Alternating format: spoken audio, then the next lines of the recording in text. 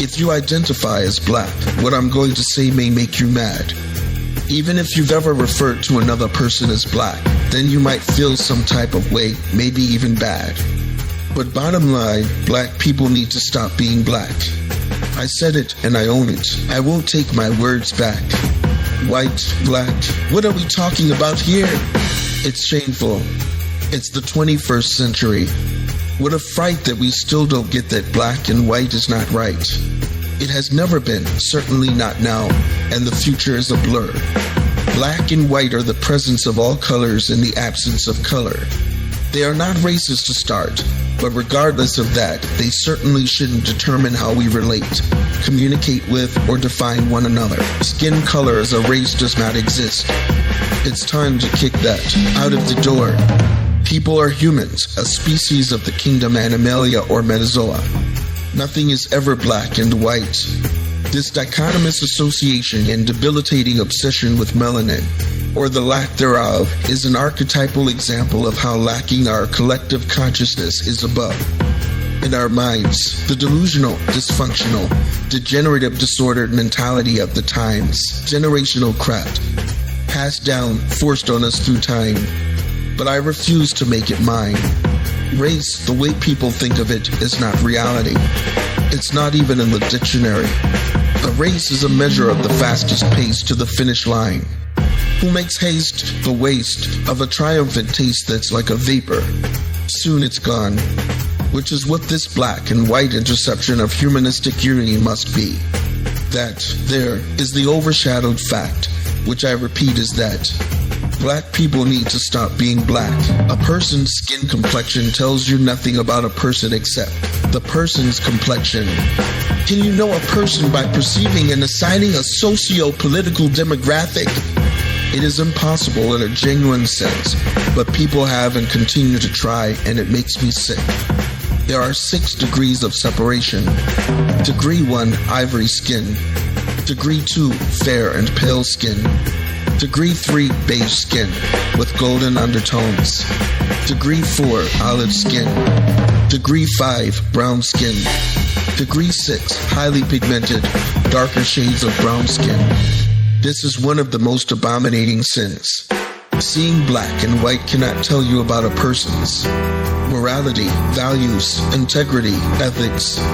The pigmented hue of a person's epidermis cannot tell you the person's trustworthiness, loyalty, honor, valor, generosity, essence, not even emotional intelligence. I'll say it again, this time at a slower pace. Black does not exist. Not as skin color, not as a race. So that only leaves black as a lifestyle, as a status symbol, as an excuse, as a personality. Should I continue the list, or can you begin to see the fallacy? Black people need to stop being black. The social paradigms of being black, in my opinion, are whack. My genealogy doesn't define me either, but just because my skin's hue is what some describe as caramel or, in summer months, pecan, it doesn't mean that I'm black, especially if it means denying my Puerto Rican heritage and roots in Ireland. Tell me, why cab drivers change the radio station from salsa to hip-hop music whenever I get in the car? If that's not taking this compartmentalized construct of black too far, then consider all the women who have clutched their purses tightly against their side or bosom as I walk by in broad daylight and when the sky is lit only by stars. I may not be black, but scenarios like these in a lifetime of several dozen more have all left self-identity scars. How did we get here to this black phenomenon? Etymology isn't so much the culprit, as is a long history of explication. This homogenized term stems from 3 centuries of American bondage and forever will be. After Africans sold fellow Africans to colonists as if a commodity, they were told they were niggers as the boats traveled across the sea. After being emancipated by the only brown beveled face on U.S. legal tender, they were then people of color still acting as reimagined slaves to capitalistic ideologies and earning taxable wages from their former masters. But now, instead of yes, master, they were obliged as merely yes, sir. Then as Jim Crow laws swooped down and cracked corn, black still hadn't officially been universally accepted as the norm. Even though Dr. King and Malcolm did see its peripheral preference as they appealed for inclusion and unity, it was being boxed and as colored that seemed to be the key to unlocking the blackness for the alleged land of the free. Soon it became necessary, with a latent tendency to ostracize among the oppressed and oppressors to propagate the term African American, and since it has remained black's formal dress.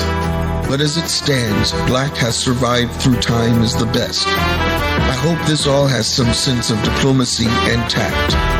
But I still insist that black people need to stop being black.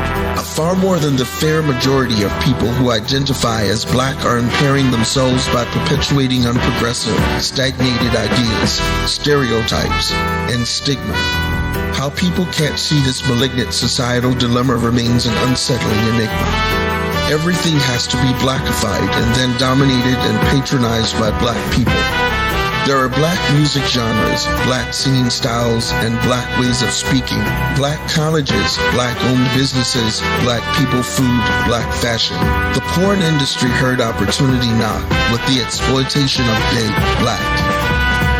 Let's not forget to mention how even black lives matter in some way different than other people, even if others pray to similar idols and gods in a building with a similar steeple. Is the mourning of a black mother who loses her child to some disease more significant than the pain of a white mother at her child's grave crying on her knees? Is a black man who just lost his job and home more destitute than any other man who becomes homeless and must live off unemployment pennies? This divide creates a cultural danger zone.